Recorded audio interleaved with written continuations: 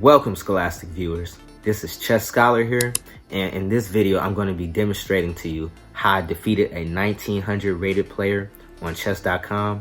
This is a special video because I've never beaten a 1900 before, and so it was even more interesting because I defeated this 1900 with them using an opening in which I scored very poorly against, the Sicilian defense. I have a loss rate against this opening of about at least 50%. And this is because I've honestly experimented with about everything against this opening. The Alpine Sicilian, the B3 Snyder variation, the wing gambit, the delayed wing gambit. I've played the Smith-Morra gambit, the closed Sicilian, the open Sicilian against this opening. And I've honestly haven't had great success until recently, in which I've started trying out this new bishop line in which I trade off my light square bishop early and then replace my light square pawns, essentially covering my light squares with those pawns. So let's get to the video and allow me to show you. So I tend to start my games off with 1e4. My opponent responded with c5, the Sicilian defense. I play knight f3. My opponent plays knight c6, and I play bishop b5. And this is what I've been using recently as a weapon against the Sicilian defense, especially the old Sicilian. I tend to play this because, like I said, I want to trade off my light square bishop. And in this opening, in this game, my opponent played knight d4, and this can be a particularly interesting move because if you don't know what you're doing, you can get a very bad position. I've done it before. And so the only thing I know in this opening variation is just to simply take the knight. So I do that, he takes back, and now his pawns are doubled here in the center of the board, his D pawns. It's not a huge deal, but it's a minor advantage for 18 and 1900 rated players. So after he captures, I castle. He attacks my my bishop here. I defend it, and this is an interesting move because instead of moving back, which most people would probably do, defending my bishop allows me to essentially gain space with my pawn, and I may actually wind up rook lifting in the future to either attack the queen or using it to attack the king, honestly. So these flank pawn pushes between the A pawn and the H pawn can be very useful because they're seen essentially at the top level by grandmasters all the time. So I actually like incorporating them into my play.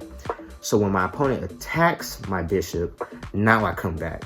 This is pretty much the best square. And now I can use my A pawn to attack my opponent's queen in the future, or I could essentially just use it to continue to keep space, or take space rather. So my opponent plays d6. This is an interesting move because essentially he's opening up his bishop. However, his bishop doesn't have any truly good squares except for e6. So his move kind of does nothing, and it kind of blocks his dark square bishop, strangely. So I think my opponent was experimenting in the opening and they just didn't know what to do. So that works for me. As long as I'm not wasting time, I'm golden. So I just play d3, creating a pawn chain here.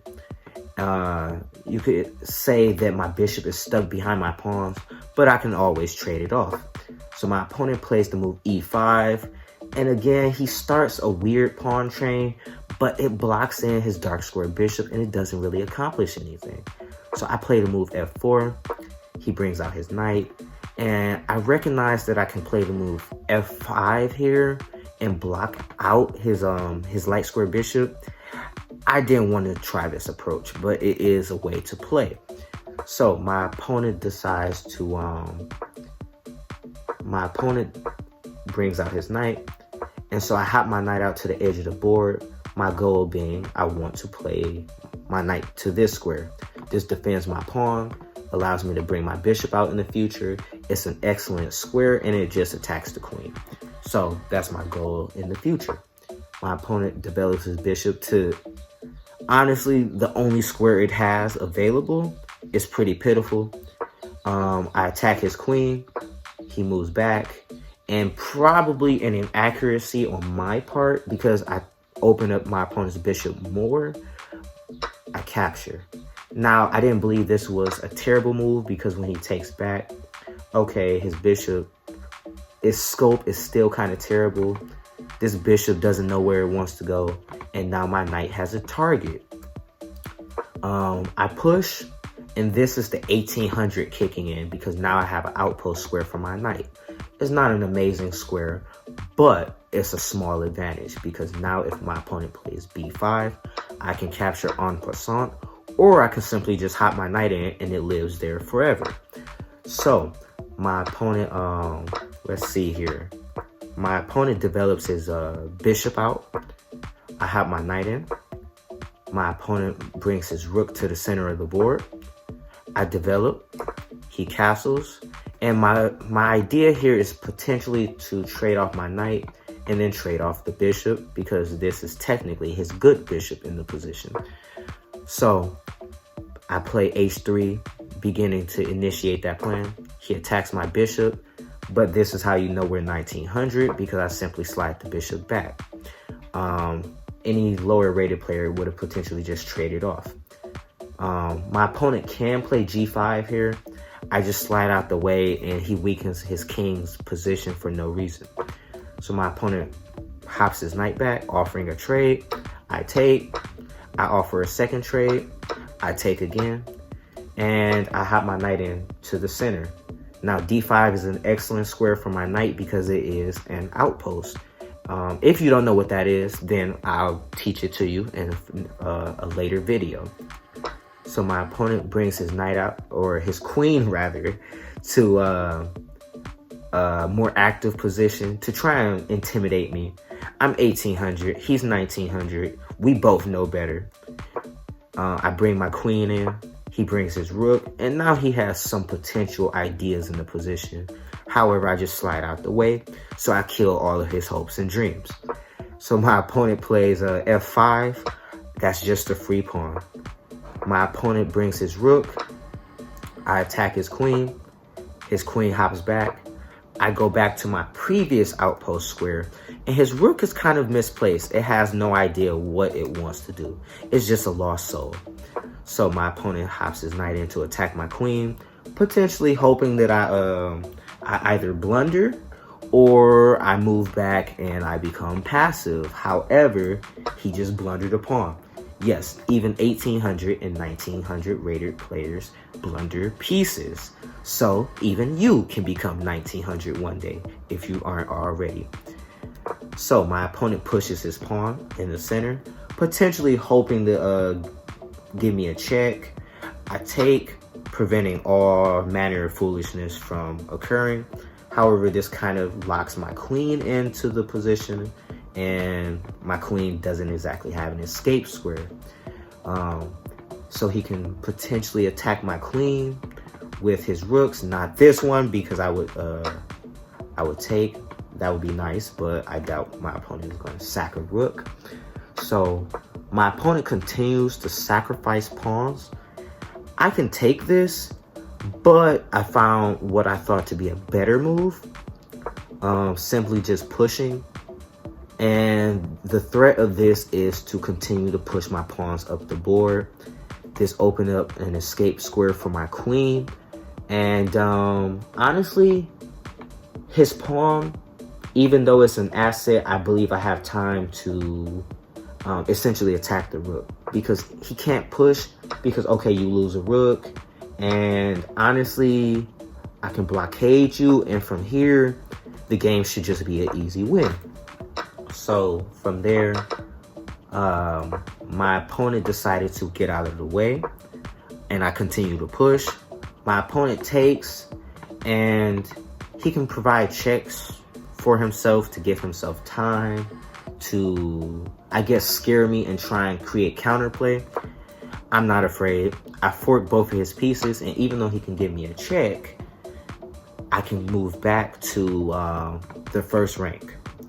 Now, which move is the better move? I'll let you decide. Do you see it? All right, very good. King to H1. The reason you wouldn't go to king, bring your king to G1 is because, well, your opponent can get active with their queen and create counterplay against your king. You don't want that. So bring your king to the safest square. My opponent offers a potential queen trade to essentially, what my opponent wants is for me to do this and get his rook out of danger. But there's an in-between move. I can take his rook with check first. I can attack the queen, and I'm opening up my my queen for checks against this king. I couldn't do that before because my knight blocked. So my opponent goes here, and I have a lot of moves in which I can play in the position, but I'm honestly up material, so I can give this check, take his queen. It's just essentially a fancy trade, and I am up a lot of material. I'm up a rook and a pawn, so he takes. I go for his pawn, his only asset in the position which he could use to potentially beat me. He protects it, and I attack it, and in this position my opponent ran out of time, but according to the engine, I'm winning regardless if it would actually decide to load. Yeah, I have like +3 advantage, so I think I'm very confident that I could have won the game from there. So I wanted to share this game with you guys. I was very proud of it, and I think I found my weapon against the Sicilian defense. Like I said, I've tried everything against it, but going forward, I think I know what to play in order to try and achieve an advantage and to win my games in the future. So I hope you learned something from this video. I look forward to making more content for you guys in the future, and I'll see you guys in the next one.